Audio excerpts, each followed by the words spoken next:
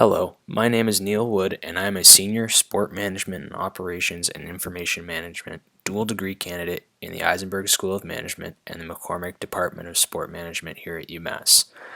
Today I'll be discussing the effect of batter characteristics on Major League Baseball park factors. Before I begin, it is important to conceptually understand park factors and what they represent. For the purpose of this discussion, a park factor communicates how much more offense is produced in a specific park than you would expect to be produced in an average one.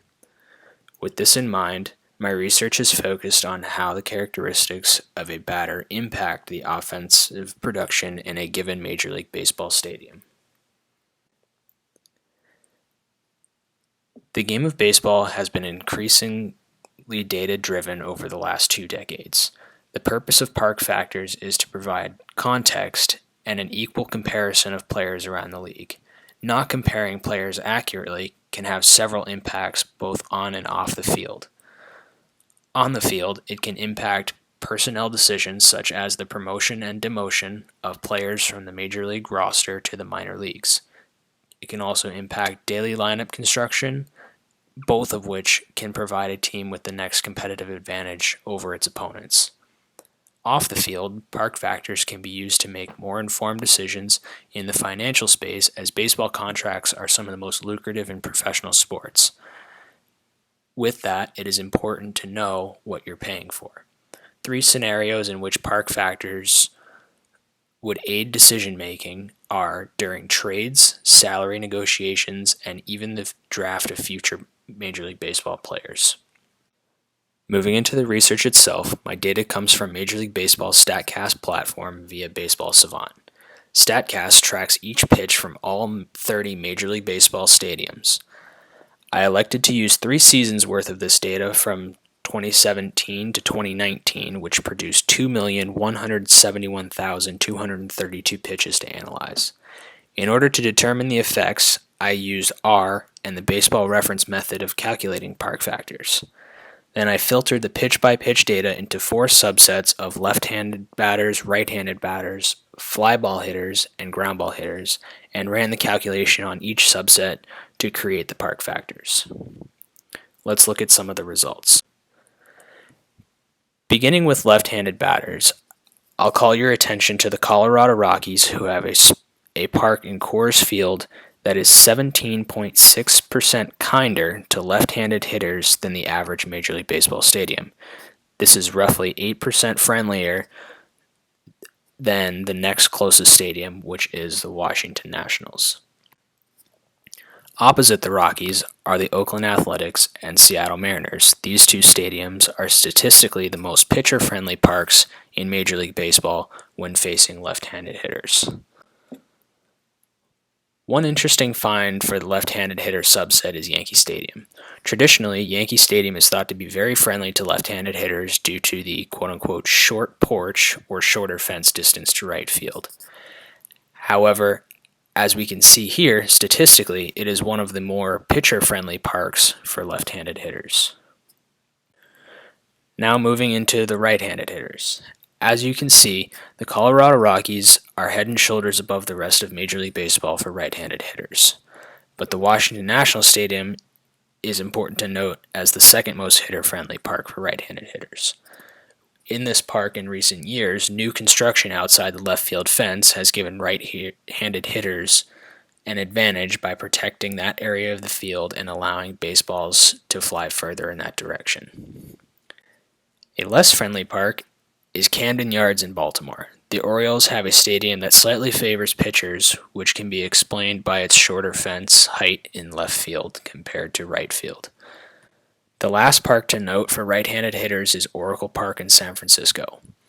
The famed McCovey Cove and deep right center field power alley leave right field exposed, making left field more favorable for right-handed hitters at Oracle Park. Let's look at a comparative breakdown between left and right-handed hitters. The graph to the left shows which parks around Major League Baseball are friendlier to what type of hitter.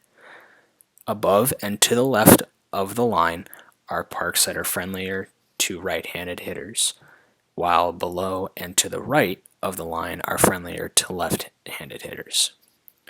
Looking at the two stadiums marked by the blue arrows, the Angels have an overall pitcher-friendly stadium, but despite the taller right field wall, it still favors left-handed hitters over right-handed hitters. Tropicana Field in Tampa Bay was a bit of a logical anomaly here, as the stadium is indoors and has relatively symmetrical dimensions, yet statistically it favors left-handed hitters over right-handed hitters. Now, looking at Fenway Park, it is constructed very, very differently from right to left fields.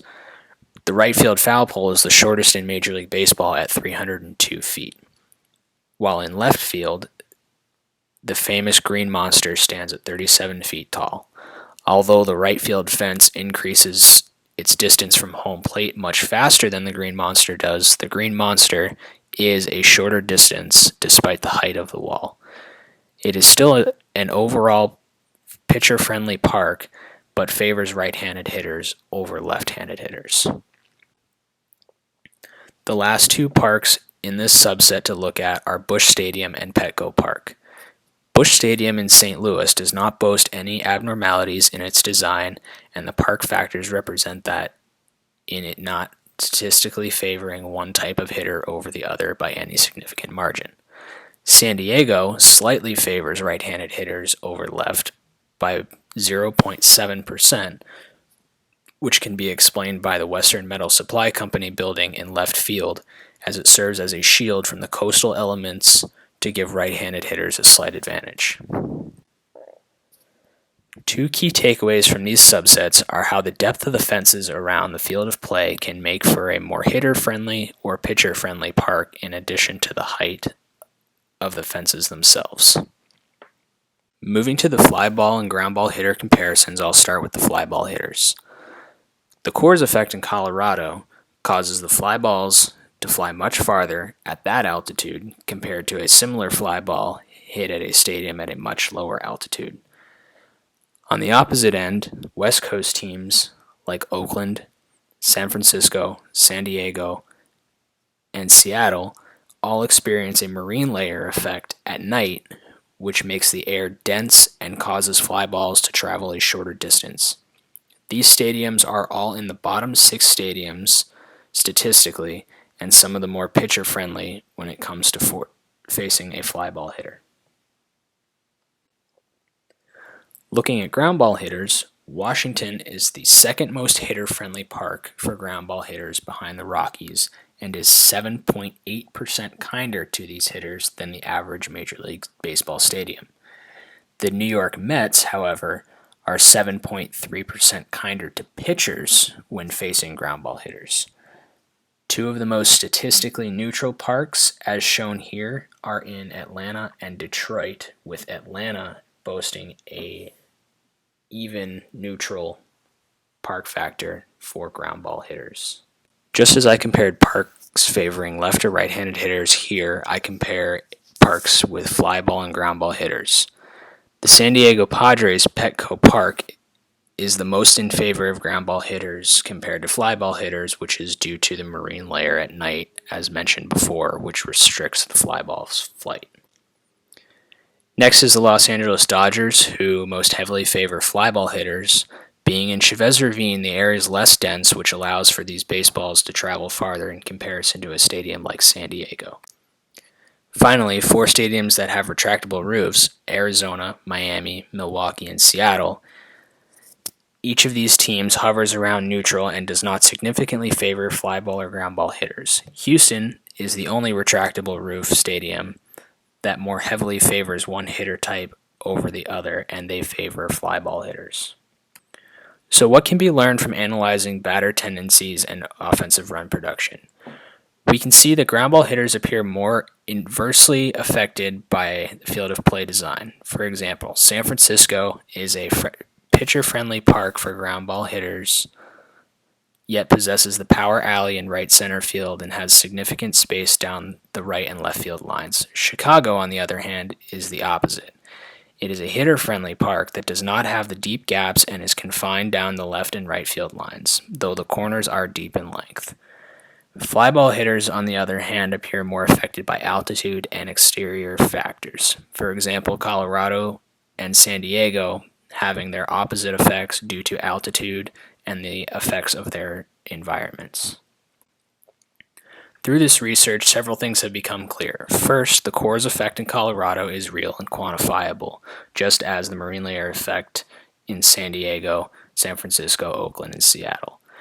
Second, field dimensions play a role in run production as demonstrated by Fenway Park's lack of outfield symmetry. Lastly, having an indoor or retractable roof stadium keeps the playing conditions more constant.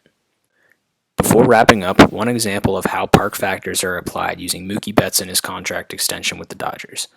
Mookie Betts recently signed a 12-year, $365 million contract extension with the Los Angeles Dodgers, but what could they actually expect from him in a new stadium? In 2018, Betts appeared in 136 games and scored 129 runs in 614 plate appearances for the Boston Red Sox. What would those numbers look like if Betts had those same 614 plate appearances for the Dodgers? Using the baseball references method and modifying it to this situation, Mookie would be projected to score 122 runs in that same season if he were a member of the Dodgers, a 7-run decrease. Overall, we can see that there is a small statistical difference in the park factors between left and right-handed hitters and ground ball and fly ball hitters. But that small statistical difference can have impacts in the millions of dollars and can be the difference between winning a championship. Thank you.